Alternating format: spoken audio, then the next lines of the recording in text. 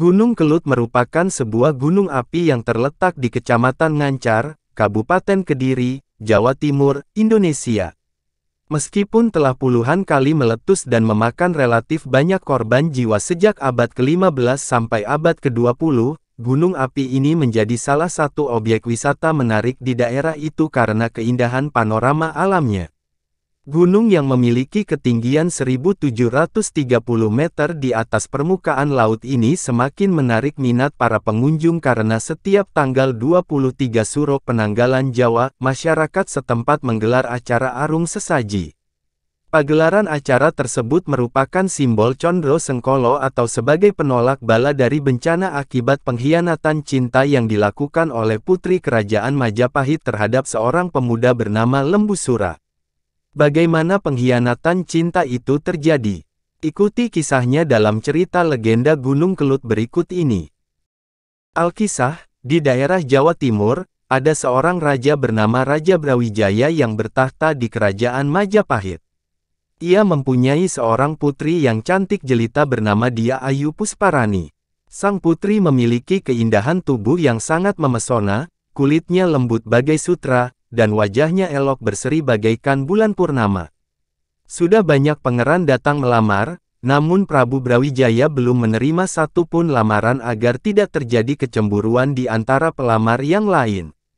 Di sisi lain, penguasa Majapahit itu juga tidak ingin menolak secara langsung karena takut mereka akan menyerang kerajaannya. Setelah berpikir keras, Prabu Brawijaya menemukan sebuah cara, yaitu ia akan mengadakan sayembara bahwa barang siapa yang berhasil merentang busur sakti Kiai Garuda Yeksa dan mengangkat gong Kiai Sekardelima maka dialah yang berhak mempersunting putrinya. Ia memerintahkan para pengawalnya untuk menyampaikan pengumuman tersebut kepada seluruh rakyatnya, termasuk kepada para raja dan pangeran dari kerajaan-kerajaan di sekitarnya. Pada saat yang telah ditentukan, para peserta dari berbagai negeri telah berkumpul di alun-alun, lapangan, halaman istana kerajaan. Prabu Brawijaya pun tampak duduk di atas singgasananya dan didampingi oleh permaisuri dan putrinya. Setelah busur Kiai Garudyeksa dan gong Kiai Sekadelima disiapkan, Prabu Brawijaya segera memukul gong pertanda acara dimulai. Satu persatu peserta sayembara mengeluarkan seluruh kesaktiannya untuk merentang busur dan mengangkat gong tersebut, namun tak seorang pun yang berhasil. Bahkan, tidak sedikit dari mereka yang mendapat musibah. Ada yang patah tangannya karena memaksakan diri merentang busur sakti itu, dan ada pula yang patah pinggangnya ketika mengangkat gong besar dan berat itu. Ketika Prabu Brawijaya akan memukul gong untuk menutup sayembara itu, tiba-tiba datanglah seorang pemuda berkepala lembu hendak mengandu keberuntungan. "Ampun, Gusti Prabu, apakah hamba diperkenankan mengikuti sayembara ini?" pinta pemuda itu. "Hai, pemuda aneh, siapa namamu?" tanya Prabu Brawijaya. "Nama saya Lembu Sura," jawab pemuda itu. Prabu Brawijaya beranggapan bahwa pemuda itu tidak akan mampu merentang busur sakti dan mengangkat gong besar itu. Ia pun mengizinkannya mengikuti sayembara itu sebagai peserta terakhir. "Baiklah, kamu boleh mengikuti sayembara ini," ujar Prabu Brawijaya. Lembu Sura pun menyanggupi persyaratan itu. Dengan kesaktiannya, ia segera merentang busur Kiai Garuda Yaksa dengan mudah. Keberhasilan Lembu Sura itu diiringi oleh tepuk tangan para penonton yang sangat meriah. Sementara itu, putri Dia Ayu Pusparani terlihat cemas, karena ia tidak ingin bersuamikan manusia berkepala lembu. Ketika Lembu Sura menghampiri gong Sekardelima, semua yang hadir tampak tegang, terutama sang putri. Ia sangat berharap agar Lembu Sura gagal melewat ujian kedua itu. Tanpa diduganya, pemuda berkepala lembu itu ternyata mampu mengangkat gong Sekardelima dengan mudah. Tepuk tangan penonton pun kembali bergema, sedangkan putri Dia Ayu Purpasari hanya terdiam. Hatinya sangat sedih dan kecewa. "Aku tidak mau bersuami orang yang berkepala lembu," seru sang putri seraya berlari masuk ke dalam istana. Mendengar ucapan putrinya itu, Prabu Brawijaya langsung terkulai karena telah mengecewakan putrinya. Namun sebagai seorang raja, ia harus menepati janjinya untuk menjaga martabatnya. Dengan demikian, Putri Dia Ayu Pusparani harus menerima Lembu Sura sebagai suaminya. Hadirin sekalian, sesuai dengan janjiku, maka Lembu Sura yang telah memenangkan sayembara ini akan kunikahkan dengan putriku. Seru Prabu Brawijaya. Seluruh peserta sayembara pun berlomba-lomba memberikan ucapan selamat kepada Lembu Sura. Sementara itu, di dalam istana, Putri Dia Ayu Pusparani menangis terseduh-seduh meratapi nasibnya. Berhari-hari ia mengurung diri di dalam kamar. Ia tidak mau makan dan minum. Melihat tuannya sedang sedih, seorang inang pengasuh berusaha membujuk dan menasehatinya. Ampun, Tuan Putri. Jika Tuan Putri tidak mau menikah dengan Lembu Sura, sebaiknya Tuan Putri segera mencari jalan keluar sebelum hari pernikahan itu tiba, ujar inang pengasuh. Mendengar nasihat itu, sang putri langsung terperanjat dari tempat tidurnya. Benar juga katamu, Mak Inang. Kita harus mencari akal agar pernikahanku dengan orang yang berkepala lembu itu dibatalkan. Tapi, apa yang harus kita lakukan? Apakah Mak Inang mempunyai usul? Tanya sang putri bingung. Inang pengasuh hanya terdiam. Sejenak, suasana menjadi hening. Setelah berpikir keras, akhirnya inang pengasuh menemukan sebuah jalan keluar. Ampun, Tuan Putri. Bagaimana kalau Tuan Putri meminta satu syarat yang lebih berat lagi kepada Lembu Sura? Usul inang pengasuh. Apakah syarat itu, Mak Inang? Tanya sang putri penasaran.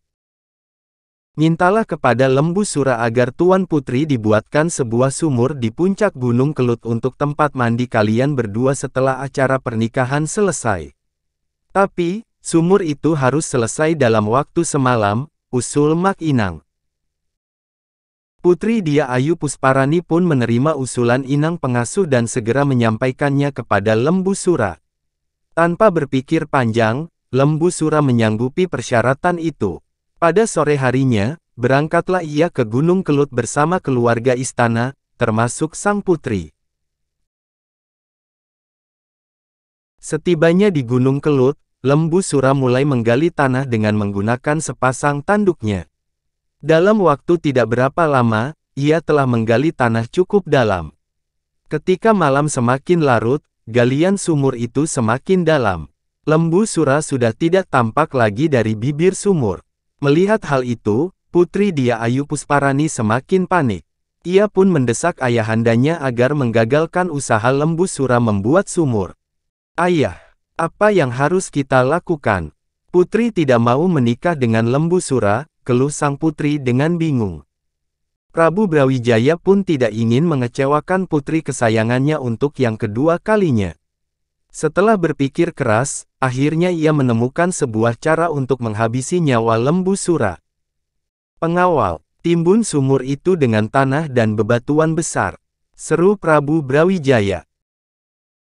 Tak seorang pun pengawal yang berani membantah. Mereka segera melaksanakan perintah rajanya.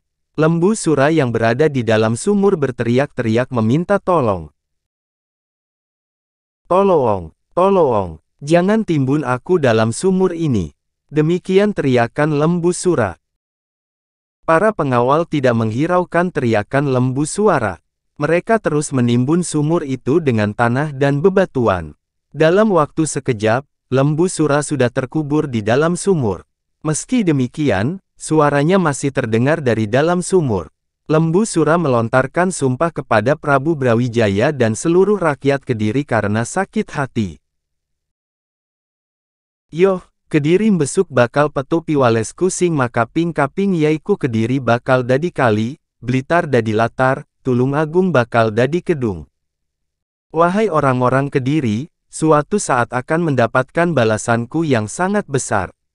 Kediri bakal jadi sungai, Blitar akan jadi daratan, dan Tulungagung menjadi daerah perairan dalam. Dalam sumpahnya, Lembu Sura berjanji bahwa setiap 2 windu, 1 sekali dia akan merusak seluruh wilayah kerajaan Prabu Brawijaya. Mendengar ancaman itu, Prabu Brawijaya dan seluruh rakyatnya menjadi ketakutan. Berbagai usaha pun dilakukan untuk menangkal sumpah lembu sura tersebut. Ia memerintahkan para pengawalnya agar membangun sebuah tanggul pengaman yang kokoh kini telah berubah menjadi gunung bernama Gunung Pegat dan menyelenggarakan selamatan yang disebut dengan larung sesaji. Meski demikian, sumpah lembu sura tetap juga terjadi. Setiap kali Gunung Kelut meletus, masyarakat setempat menganggap hal itu merupakan amukan lembu sura sebagai pembalasan dendam atas tindakan Prabu Brawijaya dan putrinya. Demikian kisah legenda Gunung Kelut dari daerah Kediri, Jawa Timur. Hingga saat ini, masyarakat Kediri, khususnya masyarakat Desa Sugiwaras, secara rutin, yaitu setiap tanggal 23 Syuro, menyelenggarakan acara selamatan larung sesaji di sekitar kawah Gunung Kelut. Setidaknya ada dua pelajaran yang dapat dipetik dari cerita di atas, yaitu pertama bahwa hendaknya kita jangan suka meremehkan kemampuan seseorang dengan hanya melihat bentuk fisiknya karena siapa mengira di balik semua itu tersimpan kekuatan yang luar biasa. Pelajaran kedua yang dapat dipetik dari cerita di atas adalah bahwa orang yang suka mengingkari janji seperti Putri Dia Ayu Pusparani dan Prabu Brawijaya dapat mendatangkan bencana kepada dirinya sendiri maupun orang lain. Meletusnya Gunung Kelut yang mengakibatkan jatuhnya banyak korban jiwa merupakan akibat dari ulah Prabu Brawijaya dan putrinya yang tidak menepati janjinya kepada lembu sura. Sifat suka mengingkari janji ini merupakan sifat tidak terpuji yang harus dijauhi, karena termasuk sifat orang-orang munafik.